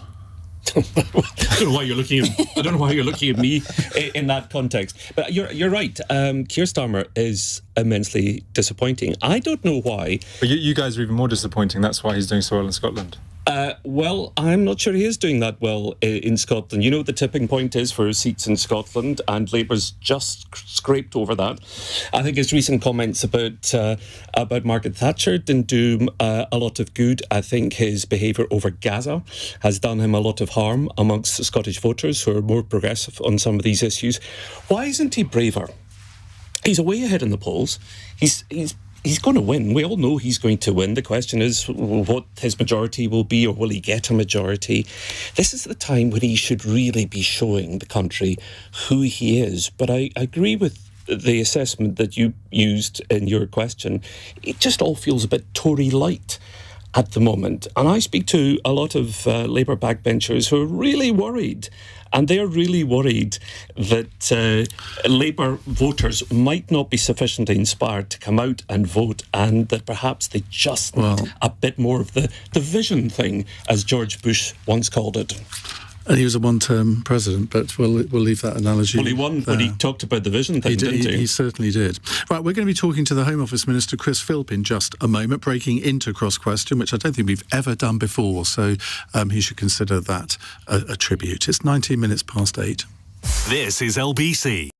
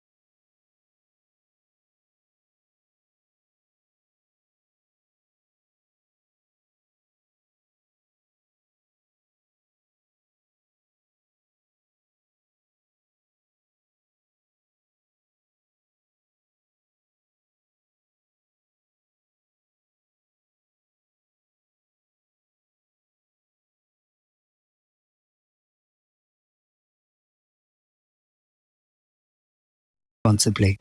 Leading Britain's conversation. Cross Question with Iain Dale. Tweet at LBC. It's 23 minutes past 8. They're all gossiping with each other. John Nicolson, SNP MP, Conservative peer Lord Harrington, Richard Harrington, Charlotte Pickles from Reform, and Harry Lambert from the New Statesman. Pete in Hastings is not impressed with me. He says, Dale. You kind of always know it's not going to get better than that. You absolutely simpering whoopsie. Oh. It's not Labour's job to aid your disgusting Tory gang of thieves in this stupid, hollow policy.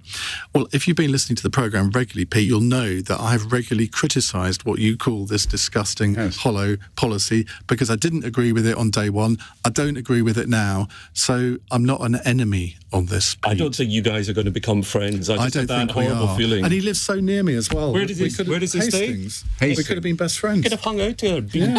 You could have been BFFs. Not in Hastings. And he's blown it tonight. If only he knew how close he was to a meaningful friendship. Right, let's move on rapidly. We are going to be talking to Chris Philp, the Home Office Minister, in just a few moments' time. So if I interrupt you, it will be because he's on the line.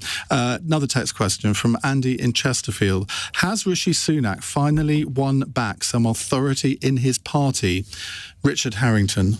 I don't. Well, presumably the text means that as the winning on second reading for Rwanda has given some authority. I'd say absolutely not. It's nothing to do with that. Bigger majority than people. It was always going to get through second reading because the people who oppose it a lot, the right wing of the party, why would they vote it down now when they'd get no Rwanda? Remember, they are extreme Rwanda, if you like, not a Rwanda light, which you could say that the other group are. So confused. I don't think that this is to do with Rishi Sunak's authority whatsoever. I mean, I hope Rishi can get a grip on the party in the new year. I think Rwanda is a complete irrelevance to that, but it is, and I think Harry is right. It's just it's a cause célèbre that is causing a lot of damage to him. The party's I don't think this second reading vote tonight has anything to do with authority or not. Charlotte. I think he will be, perhaps relieved is too strong a word, but I think there will be a degree of relief in the fact that it was a slightly bigger majority than expected. But ultimately, it's a pause. It's a sort of, it's a kind of respite while we go through Christmas, and then we're going to come back in January, and he will have to face down the same, ideological posturing MPs. So as the Sparks song goes, it's the calm before the storm.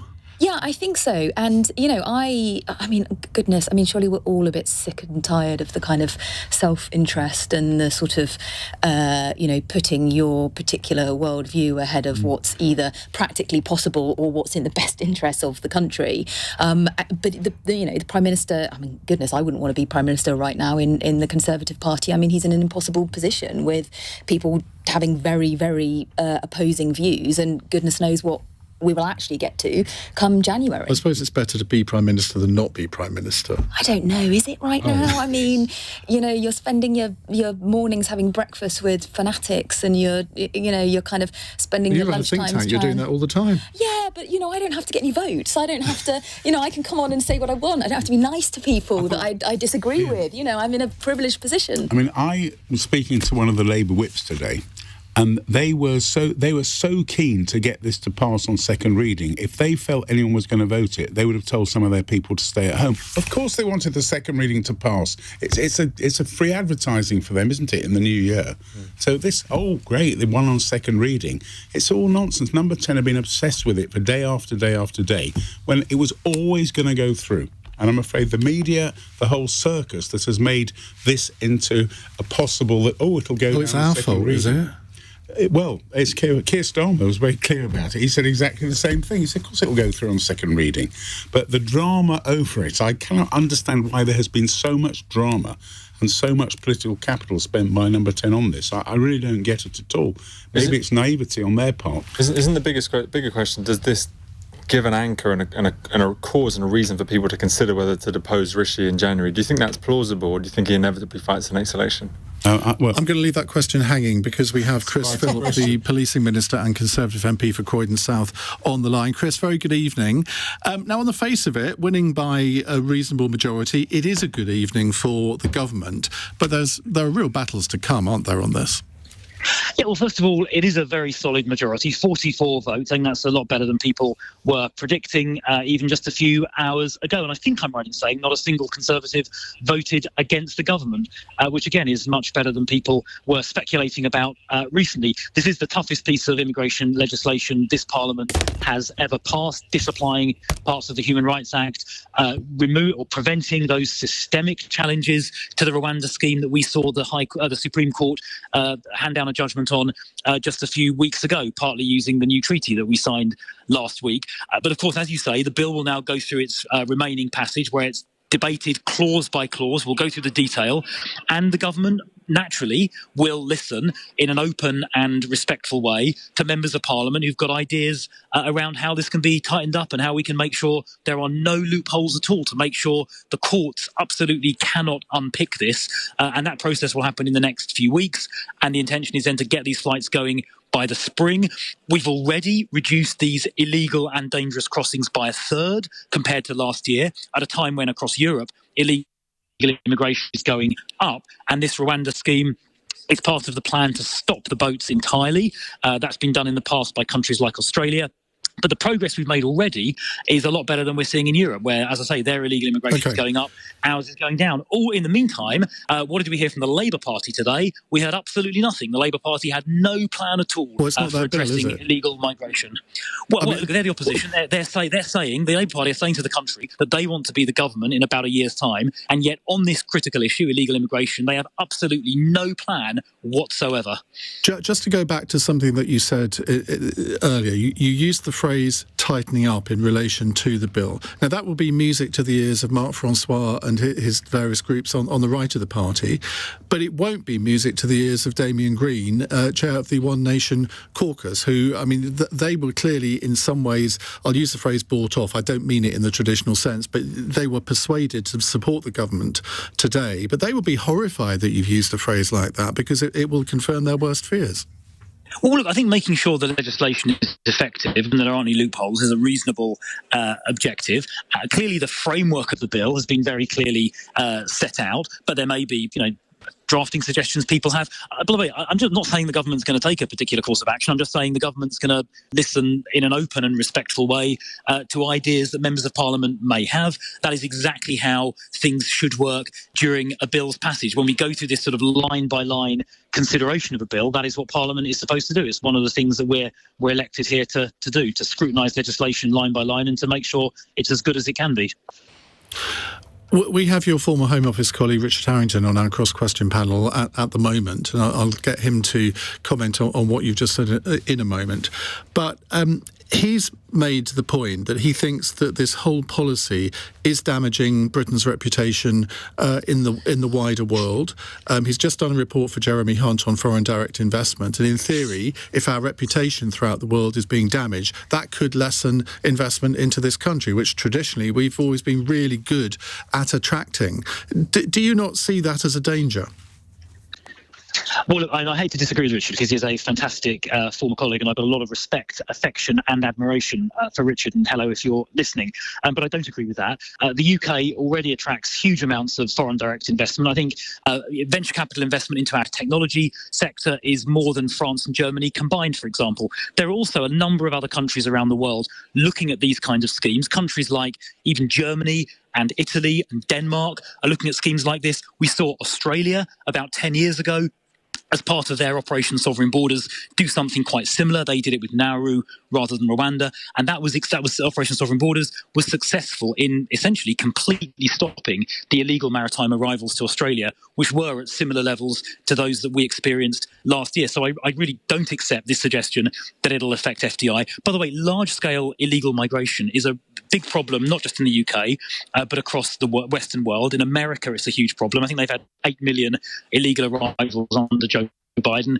It's a big problem in Europe, where their illegal arrivals have gone up this year. Ours have gone down by a third, which is good. But it just shows it's a global problem, and it's going to be one that continues in the decades to come. And Western countries are going to have to come up with solutions to this, and that is why countries like Denmark, Germany and Italy are beginning now to look at programmes exactly like ours and like the one that Australia had to enact about 10 years ago. So I respectfully disagree with Richard's analysis on that. Can you guarantee me, as we talk tonight, that that a single asylum seeker will be sent to Rwanda before polling day at the next election?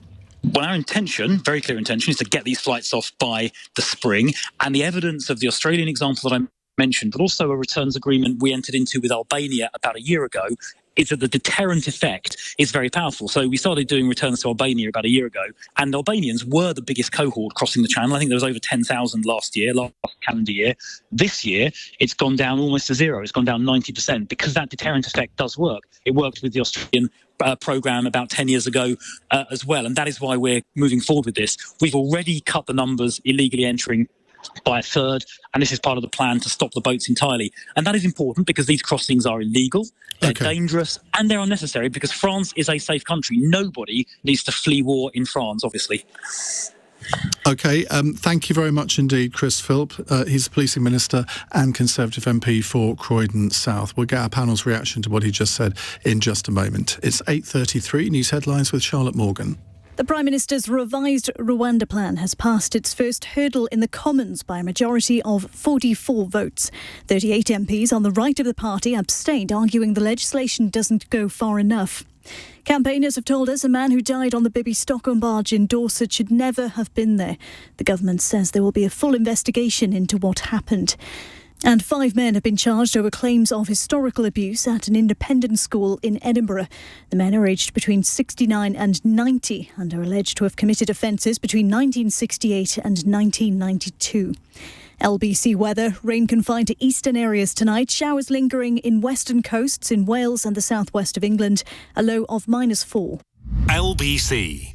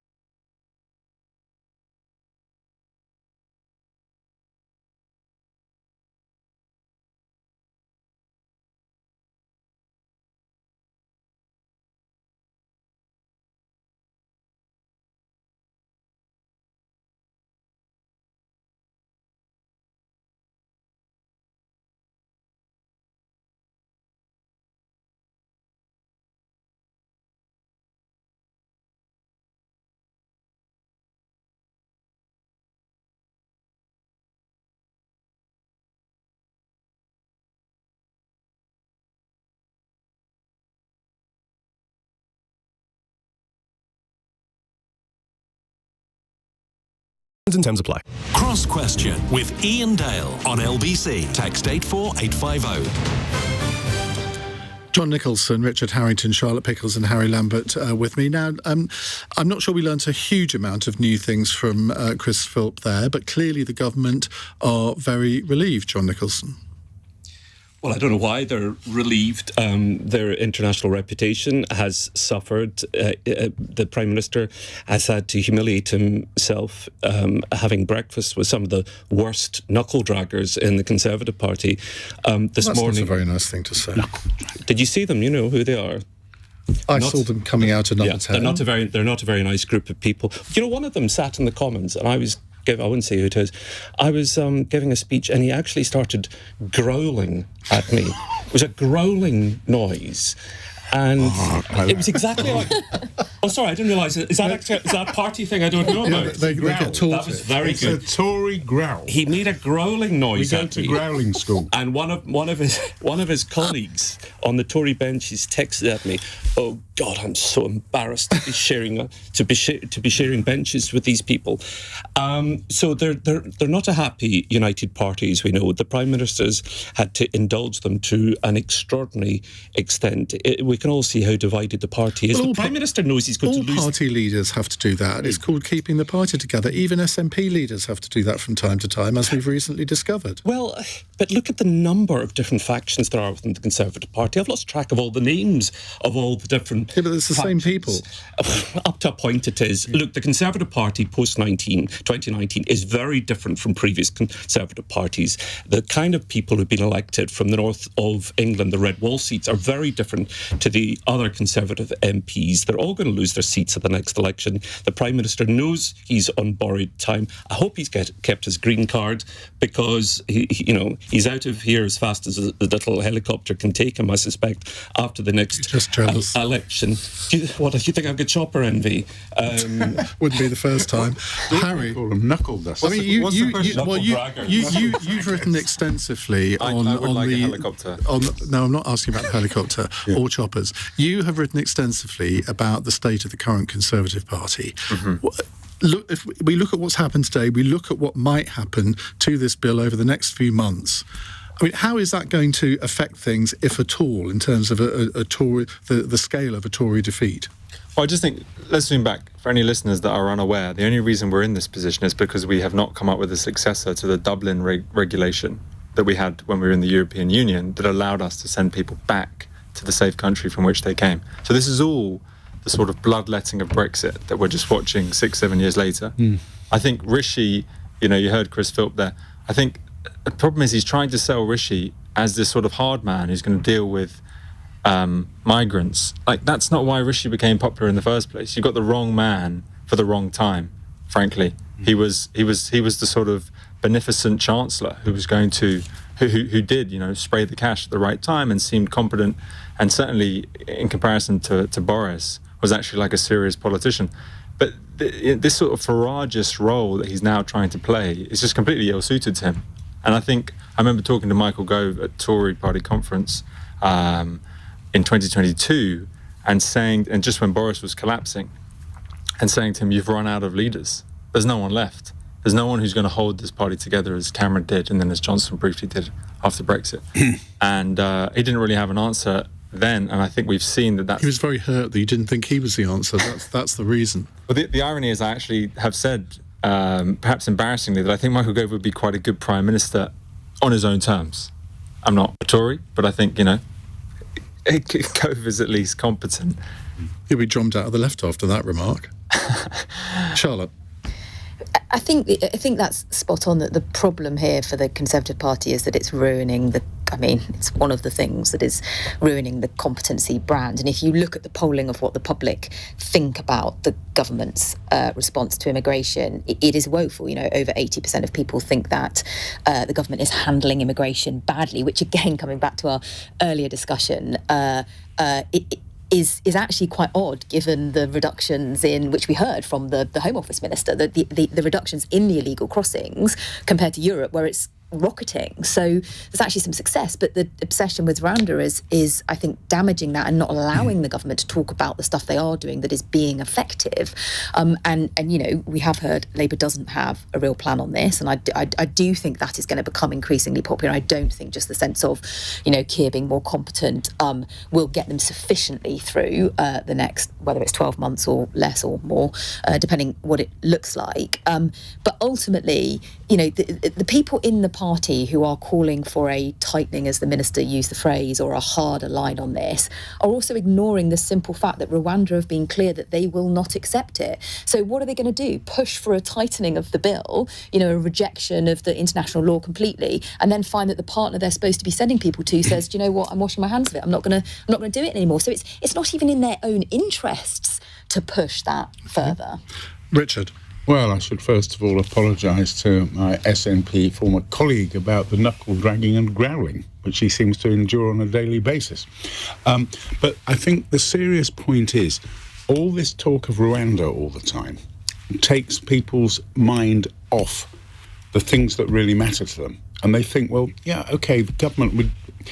I want something done about too much immigration, and Charlotte makes a very valid point that what has been achieved in terms of the illegal migration is swamped by Rwanda. But they want the government to concentrate on stuff that really matters to them. The economy, interest rates, etc. The economy, by the way, I meant in terms of food prices and bills for people rather than GDP and but Richard, but Tory voters are very motivated by immigration. We see that in the data.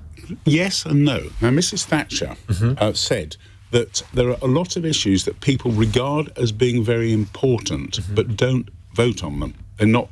So, for example, John mentioned we were chatting before about Gaza, which he says is very important in the mind of Scottish voters. I doubt they'll vote for Keir or not for Keir because of what they said on Gaza. And I think immigration is important, but I do not accept that it's a vote winner or a vote loser.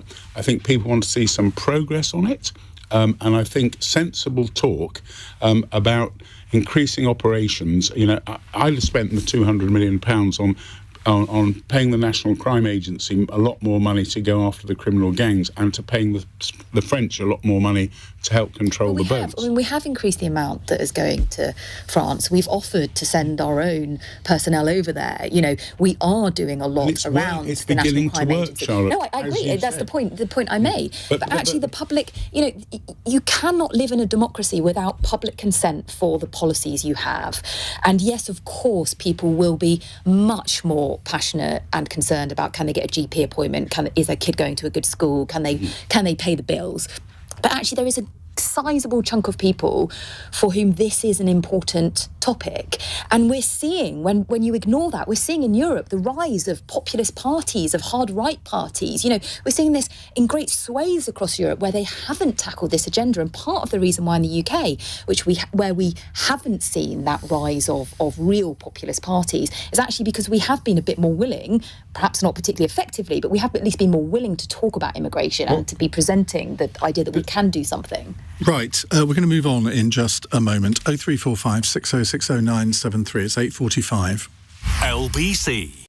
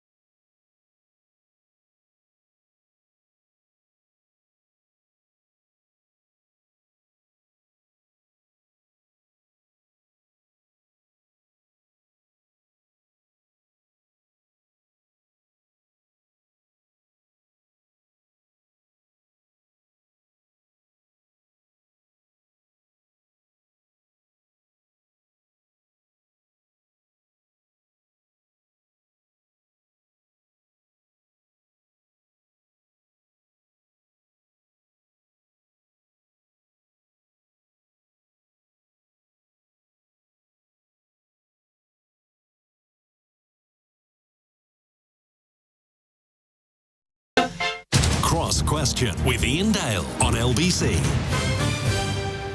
8:48. John Nicolson, Peter Carrington, Richard Harrington. I'll take Peter Carrington any day. Charlotte Pickles and Harry Lambert with us answering your questions. Mark in Islington has this question. Does the death on the Bibby Stockholm barge illustrate the absolute urgency of sorting out our asylum policy?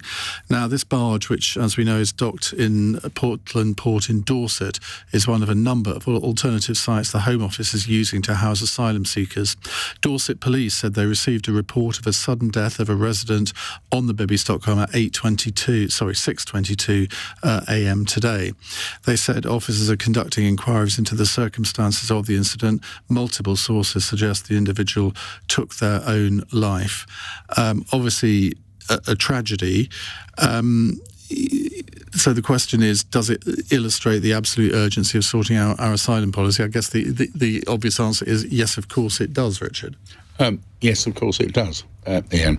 But I would say that if we're going to put people in barges or in hotels or have them in this country anyway, we have a duty of care to make sure that they're looked after medically. And if there needs to be a procedure of someone which I believe complained that they were unwell to the reception, then obviously there should be a system that someone comes and sees them the same as if they were a UK citizen or anybody else here. So, yes, I think they do need to be looked after to a certain level. I hope they don't remain on the barge for long, because I hope their asylum claims are assessed really quickly, as they should be, and there's a decision to either say they can stay here or they should leave. OK. John? Imagine you have fled persecution, you arrive on our shores seeking sanctuary, and you're put in that awful vessel that the Dorset Fire Brigade said wasn't up to scratch, that had to be evacuated because of how unhealthy it is. I think it really, really debases us, the way that we treat asylum seekers in this country. I think the fact we're putting them in accommodation like that is shameful. I don't really want to say too much about this poor person, because we don't have the details. There's an investigation going on, so we don't know how he died. There's been speculation, as you say. I don't want to talk about that, but my heart goes out to the person and to their family. Nobody gets onto a boat to come to the UK because there's better alternatives. And I really think we don't talk enough about the extraordinary courage that people show when they flee and they brave the worst journeys and the worst circumstances to get to our shores, and we should be kinder and more compassionate when they do. Charlotte? Clearly, any death, obviously we're being told it's a suicide, it is obviously a tragedy and not something that anybody would want to see. And again, as Richard said, there are suggestions that the person who sadly has died or committed suicide was asking for support, and of course in that instance we should be providing it. Yes, a resounding yes. This is exactly why we need to sort out our asylum system, why we need to be processing applications as quickly as we possibly can. We know there are huge backlogs, but ultimately we do have to be able to house the significant numbers that are coming across, of which many of those will absolutely fit into John's description of persecuted individuals or individuals fleeing conflict or, climate crisis. Some of those are also economic migrants. And that, again, is why it's important that we process people as quickly as possible. But yeah, of course, just to reiterate, it's a tragedy and we need to make sure that this doesn't happen again. Harry? I think it's an extraordinary example of the foolishness of the policy. This is the kind of thing that I can imagine being told by a friend of mine that doesn't really follow politics. Did you hear about that barge that was terrible, where someone committed suicide? Why? This is the worst nightmare of the people that came up with this policy, and now it's happened, and it was completely foreseeable. And I think shows you why it was just foolish on a political level, forgetting the personal side, which is, as everyone has said, appalling here. But again, makes you wonder why. The problem is the government keeps coming up with these totemic things, Rwanda, the barge, because they want to show the hard right that they're taking a stand. But these totemic things appall large sections of the population at the same time. That's the balancing act, which is so hard. Right, let's go on to a completely different subject. Anthony is in Staines. Anthony, hi. Hi there, Ian. Hi, panel. I'm just thinking, with so many political comebacks, including Rishi Sunak tonight, David Cameron, etc., could Nicola Sturgeon be the biggest political comeback yet? John Nicholson. I didn't think you were going to come to me with that one, so that's a surprise. Nothing if not predictable. Nicola Sturgeon, of course, was First Minister for a very long time. I did her tour of Scotland as the chair. Remember, she went to the Hydro in Glasgow, and there's 12,000 people there. I think she sold it out faster than Beyonce. She's a political phenomenon. She is respected the world over. She won election after election. When she left office, she had record approval ratings. I don't think she wants to. First of all, Hamza's in office. We've elected him. He's the First Minister, and I think people are getting to know him a lot more. I think on some of the issues like Gaza, he's shown a clear moral leadership, which people really respect. And I don't think Nicola Sturgeon's remotely interested in coming back. I think she's very happy at the moment as a backbench MP. She loves reading. She leads a quiet life. She's a very shy person, which a lot of people don't realise. I expect somewhere down the line she'll get a big international job, but you know, I'm not best friends with her, so I don't know. Wasn't she arrested? I missed that bit out of the timeline I heard. The fact you asked the question, I suspect you probably follow politics closely enough to know, yes, they did. They had a tent up. Are you staring at Harry Lambert? They had a tent up on her front garden, which most of us, when we watch dramas, have a fair sense of what that might mean. In this particular case... It's like a scene from Brookside, wasn't it? It was an extraordinary decision, and no doubt we'll discover more about it in due course. Of course, as a journalist and politician, I would never comment on a live case and won't be commenting on this case, but we will discover somewhere down the road what it was all about. If I was a betting person... I think it's not... You could be creating news here. I think if I was a betting person, I think her political foes will be disappointed in the outcome. Well, let's say they are, and she's cleared of everything and has no case to answer, and she did hint at a comeback. Do you think that would be welcomed generally within the SNP? I mean, not necessarily as First Minister, but in some sort of public-facing role. I know that she had thought about leaving for a while. I think she postponed it because of COVID. I think she'd absolutely had enough. The only person in recent politics who came back as a leader was Alex Salmond, and I don't think Nicola sees him as her role model. I think we can probably agree on that. Not a lot of love lost there, as you've heard in the interviews that I've done with both of them. There was once a lot of absolutely. Of love. I remember the night before the referendum. I've tried to bring them back together, but neither of them have. Did you try to make peace? In my role as Kofi Annan. Blessed be the peacemakers. It didn't work. Maybe Nicola could do a podcast with Boris Johnson. Oh my God! I think we've got enough sort of multi-politician podcasts at the moment. Someone called it pod washing. I think that's a good phrase. Pod washing, that is a good one. Terrific. Charlotte, would you like to see the return of Nicola Sturgeon? I mean, she was a formidable politician. I mean, she really, really was, which is interesting given how dire the domestic... her domestic record is dire. The SNP's domestic record is largely dire. I mean, we saw Don't rise. We saw the education stats out recently. Well, you can look at drug deaths. You can, So, I mean, one of the things I find kind of perennially confounding is that the SNP have been so popular with such a poor record on many of the things that they control. I can see George to jump in, but there you go. I hope I'm going to get a little sentence of comeback on that. Possibly. I hope Nicola Sturgeon doesn't come back. Why? I don't think she ran Scotland well, as we just heard, and I think we forget part of the reason why she was forced out of office, but she was essentially pushing through policies that were completely unpopular. Yeah. And there were several Richard. I thought my podcast idea was a good one. There's no chance whatsoever of Nicola Sturgeon coming back. She was discredited. Scotland was run in a very poor way, as we said. She may be facing criminal charges. How can she possibly come back? She was enormously popular. She wasn't forced out of office. She won a record number of elections with free university education in Scotland, one of the highest levels of tertiary education in the whole of the European Union. And is that to make up for the rubbish standards of school education? But they're not. The attainment gap has been narrowed in the figures that are out. Well, compared to the rest of the United Kingdom, today, there's free prescriptions, free dental care. Scotland has shown that if you pay slightly higher taxation, if you're earning more money, you can have higher social and welfare standards. Tell that to the people who vote for her. No, who have died because of Scottish drugs policy. Worst in Europe. Worst. That is a very, very long-standing and terrible problem. That and who's been in power for the last 15 years? Yes, but people who have of drug dependency, many of them, it's been a decades-long problem. Look, the proof of the pudding is in the proverbial. She kept getting returned, and people approved of her and her policies. And the people who keep screaming about how badly Scotland is run are the ones who keep losing elections. We always like to end on a happy note. Well, I'll tell you a happy note. Boris Johnson won the biggest majority in decades in 2019. Is that a reason for him to come back, John? Okay, right. Let's go to this question from Julian, who says, Sheridan Smith says she regrets her tattoos now she's a mother.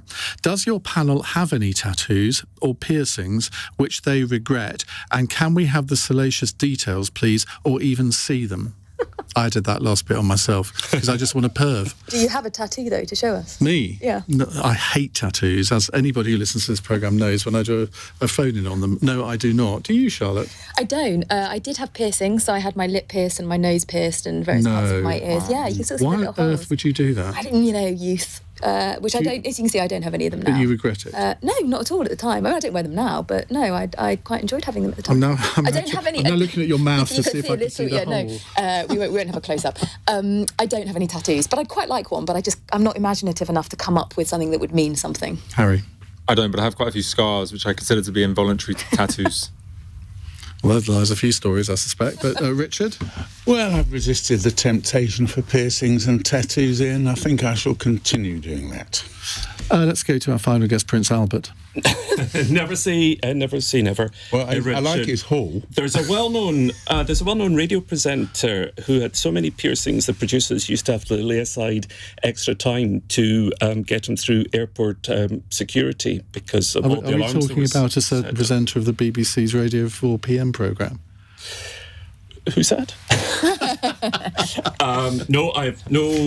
I wanted to rebel. Everybody that I knew had piercings when I was growing up. I thought I'm going to rebel and not have Well, we've disappointed you, Julian, because I did expect at least one member of the panel to have had a tattoo, but there we go. The Bible forbids it as well, along with tattoos. Oh, well. I had the piercings. That's a good reason. Thank you very much to all of you, to Richard Harrington, John Nicolson, Harry Lambert and Charlotte Pickles. We'll have you back again very, very soon. Now, a homeless man who was filmed being soaked by a McDonald's security guard has said he was made to feel like I was nothing. Aaron McCarthy, who's 25, said his bedding was left unusable after the worker threw water over the pavement where he was sitting. A McDonald's spokesperson said the firm had permanently removed the third-party security guards involved. Mr. McCarthy said McDonald's had also bought him new bedding. My question to you is this. Why do we treat homeless people so badly? Obviously, that's an extreme example. But how many of us wander past somebody homeless on the street and we avert our eyes? We don't want to make eye contact because we don't know what to say to them. Why don't we treat homeless people better? 0345 6060 973. On your radio, on Global Player, and Play LBC. leading Britain's conversation. This is LBC. From Global's newsroom, Rishi Sunak has survived a Commons vote on his asylum policy. The bill allowing migrants to be sent to Rwanda has passed its second reading by a majority of 44, with 38 Tories abstaining. Right-wing Conservatives think it leaves too many avenues for asylum seekers to challenge their deportation, while SNP MP John Nicolson has told LBC the Rwanda policy will damage the UK's reputation. Rwanda cannot be made safe by the Prime Minister telling us all it's safe. Now, I know as a gay man that I'm advised not to go to Rwanda by the Home Office, and yet we're considering sending LGBT people there. Home Office Minister Chris Philp has been telling LBC what will happen next. The bill will now go through its remaining passage where it's debated clause by clause. We'll go through the detail, and the government naturally will listen in an open and respectful way to members of Parliament who've got ideas around how this can be tightened up and how we can make sure there